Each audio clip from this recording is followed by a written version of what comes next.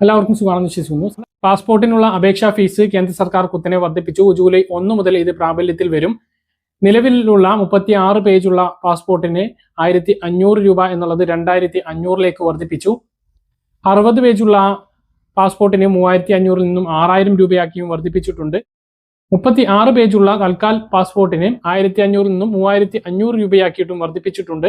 60 പേജുള്ള തൽക്കാൽ പാസ്പോർട്ടിന് 2000 നിന്നും 4000 രൂപയാക്കി വർദ്ധിപ്പിച്ചു.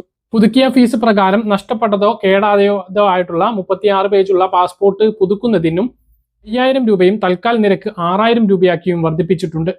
നഷ്ടപ്പെട്ടതോ കേടായതോ ആയ 60 പേജുള്ള പാസ്പോർട്ട് പുതുക്കുന്നതിന് 6000 രൂപയും 60 പേജുള്ള തൽക്കാൽ പാസ്പോർട്ടിന് 8500 രൂപയാക്കിയിട്ടും വർദ്ധിപ്പിച്ചിട്ടുണ്ട്. പാസ്പോർട്ട് പ്രധാനമായും ഒരു യാത്രാ രേഖ മാത്രമാണ് എന്നും ഇത് ഇന്ത്യൻ പൗരത്വത്തിനുള്ള തെളിവല്ല എന്നും വിദേശകാര്യ മന്ത്രാലയം വ്യക്തമാക്കിയതിന് തൊട്ടു പിന്നാലെയാണ് പാസ്പോർട്ടിനുള്ള നിരക്കുകൾ വർദ്ധിപ്പിച്ചിട്ടുള്ളത്. 18 വയസ്സിന് താഴെയുള്ള കുട്ടികൾക്ക് 36 പേജുള്ള പാസ്പോർട്ടിന് 1750 രൂപയും കുട്ടികളുടെ താൽക്കാൽ പാസ്പോർട്ടിന് 4250 രൂപയുമായിരിക്കും. നഷ്ടപ്പെട്ടതോ കേടായതോ ആയിട്ടുള്ള കുട്ടികളുടെ പാസ്പോർട്ടിന് 4250 രൂപയും തൽക്കാലിന് 6750 രൂപയുമാണ്. ഇങ്ങനെയാണ് വർധനവ് വരുത്തിയിട്ടുള്ളത്. അടുത്ത മാസം മുതൽ, അതായത് ജൂലൈ 1 മുതൽ ഈ പാസ്പോർട്ടിന്റെ വില വർധനവ് പ്രാബല്യത്തിൽ വരുന്നതാണ്. ഇപ്പോൾ പാസ്പോർട്ട് എടുക്കാൻ ഉദ്ദേശിക്കുന്ന ആളുകൾ ജൂലൈ 1 മുമ്പ് അപേക്ഷ നൽകുകയാണ് എങ്കിൽ പഴയ ഫീസിൽ അപേക്ഷ സമർപ്പിക്കാൻ കഴിയുന്നതാണ്. മറ്റൊരു പ്രധാനപ്പെട്ട അറിയിപ്പ്, ആദായനികുതി റിട്ടേൺ സമർപ്പിക്കാനുള്ള അവസാന തീയതി 2026 മാർച്ച് 31 അവസാനിച്ച സാമ്പത്തിക വർഷത്തേക്കുള്ള ശമ്പള വരുമാനങ്ങളുടെയും ഓഡിറ്റ് ആവശ്യമില്ലാത്തവരുടെയും ആദായ നികുതി റിട്ടേൺ സമർപ്പിക്കേണ്ട അവസാന തീയതി ജൂലൈ 31. ശമ്പളമുള്ളവർ മൂലധന നേട്ടങ്ങൾ, സ്വത്തുക്കൾ എന്നിവയിൽ നിന്നുള്ള വരുമാനങ്ങൾ ITR 1, ITR 2 ഫോമുകൾ പൂരിപ്പിക്കണം. ഏപ്രിൽ ജൂൺ പദത്തിലെ TDS അപേക്ഷിക്കേണ്ട അവസാന തീയതി ജൂലൈ 7. ഇന്ത്യൻ റെയിൽവേയിലും പുതിയ മാറ്റങ്ങൾ വരികയാണ്. ജൂലൈ 1 മുതൽ യാത്രക്കാരെ കർശന നടപടികളിലൂടെ സ്വീകരിക്കാനാണ് ഇന്ത്യൻ റെയിൽവേ തീരുമാനിച്ചിട്ടുള്ളത്.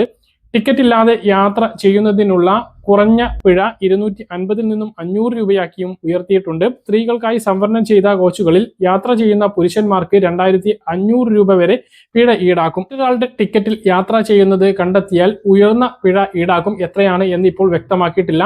ജനറൽ ടിക്കറ്റുമായി സ്ലീപ്പർ കോച്ചുകളിൽ യാത്ര ചെയ്താലും കർശന നടപടി നേരിടേണ്ടി വരും. അനധികൃത കച്ചവടം, ട്രെയിനുകളിൽ ഭിക്ഷാടനം, അസഭ്യ പെരുമാറ്റം, മദ്യപിച്ചുള്ള യാത്ര, ഭൂമിയിൽ അതിക്രമിച്ചു കയറൽ, അപകടകരമായിട്ടുള്ള വസ്തുക്കൾ കൊണ്ടുപോകൽ എന്നിവയ്ക്കും ഉയർന്ന പിഴ ചുമത്തുമെന്നും ഇന്ത്യൻ റെയിൽവേ അറിയിച്ചിട്ടുണ്ട്. മറ്റൊന്ന്, ജൂലൈ 1 മുതൽ ആധാർ അപ്ഡേറ്റിന് സൗജന്യം പ്രഖ്യാപിച്ചിട്ടുണ്ട്. കാർഡിലെ മേൽവിലാസം അടക്കമുള്ള വിവരങ്ങൾ സൗജന്യമായിട്ട് ജൂലൈ 1 മുതൽ ഡിസംബർ 31 വരെ അപ്ഡേറ്റ് ചെയ്യാൻ കഴിയുന്നതാണ്. ജൂലൈ 1 മുതൽ ഡിസംബർ വരെ സൗജന്യമായി പേര്, വിലാസം, ജനനതീയതി, ലിംഗഭേദം, മൊബൈൽ നമ്പർ, ഇമെയിൽ തുടങ്ങിയ വിവരങ്ങൾ ഈ കാലയളവിൽ യാതൊരു ഫീസും ഈടാക്കാതെ അപ്ഡേറ്റ് ചെയ്യാം. അത് കഴിഞ്ഞാൽ ഓരോ അപ്ഡേഷനും 75 രൂപ നൽകേണ്ടി വരും. മറ്റൊന്ന്, ക്രെഡിറ്റ് കാർഡ് നിയമങ്ങളിലും മാറ്റം വരികയാണ്.